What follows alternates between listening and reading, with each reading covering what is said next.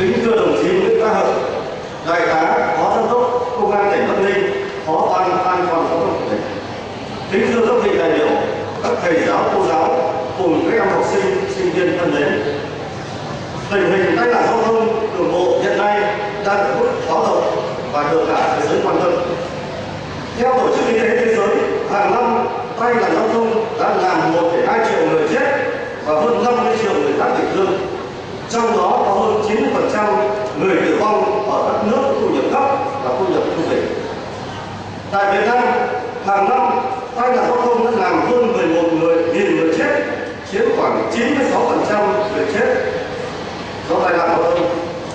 Hàng chục nghìn người bị thương, số người chết và thương vong do tai nạn giao thông vượt gấp nhiều lần so với tất cả các tai nạn do thiên tai, tai nạn giao thông, ma túy, bệnh chết và các bệnh dịch khác còn lại.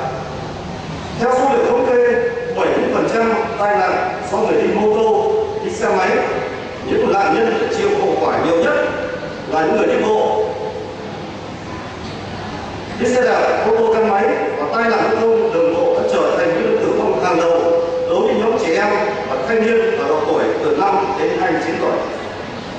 Chứng kiến hiện trường tai nạn giao thông và tại phòng cấp cứu các bệnh viện, chúng ta có thể cảm nhận sự tàn khốc của tai nạn giao thông.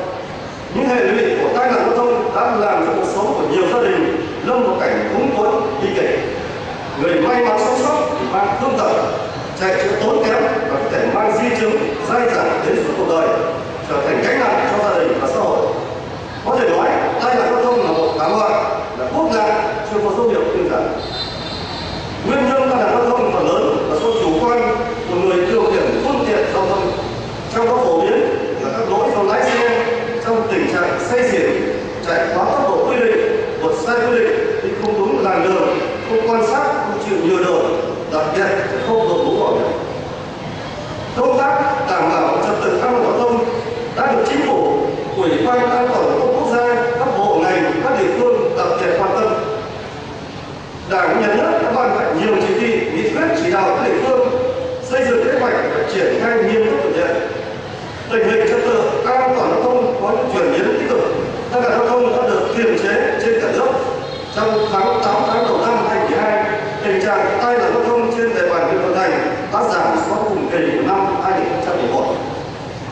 Tuy nhiên, kết quả kiềm chế và giảm tai nạn giao thông còn chưa bền vững.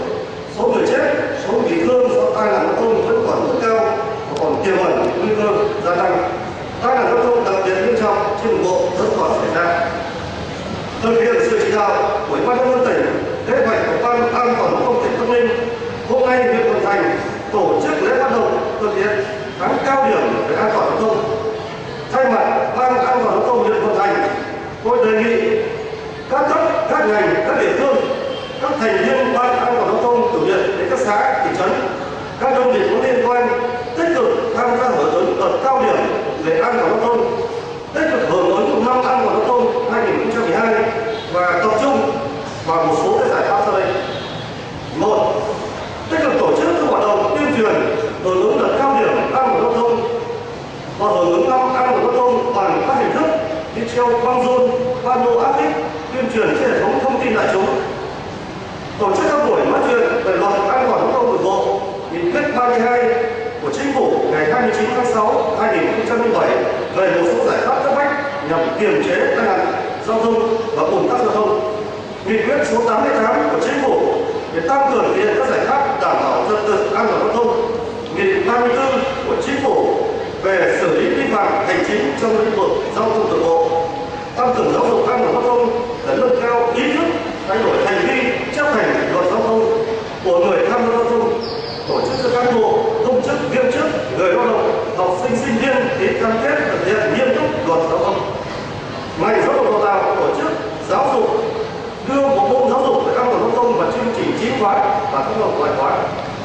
2.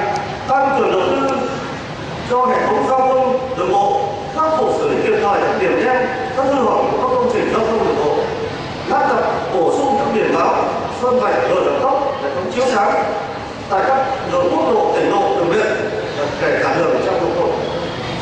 Và lực lượng cảnh sát giao thông, công an xã theo thẩm quyền tăng cường tuần tra kiểm soát xử lý nghiêm nghiêm các vi phạm, nhất là các lỗi trực tiếp gây ra tai nạn giao thông như vi phạm quy định về nồng độ cồn, vi phạm tốc độ khi không đúng làn đường, tránh vượt sai quy định, vượt đèn đỏ, chở quá tải, chở quá số người quy định, dừng đỗ sai quy định, không đội mũ bảo hiểm khi đi ô tô xe máy, học sinh sinh viên chưa đủ tuổi hoặc không có giấy phép lái xe điều khiển ô tô xe máy, kiểm tra xử lý nghiêm các hành vi vi phạm trật tự an toàn giao thông đường thủy, tịch thu phương tiện tham gia đua xe trái phép, tịch thu các phương tiện cấm lưu hành, xe công nông, xe tự chế, ba bốn bánh, những xe quá tải cố tình hoạt động trên đường giao thông.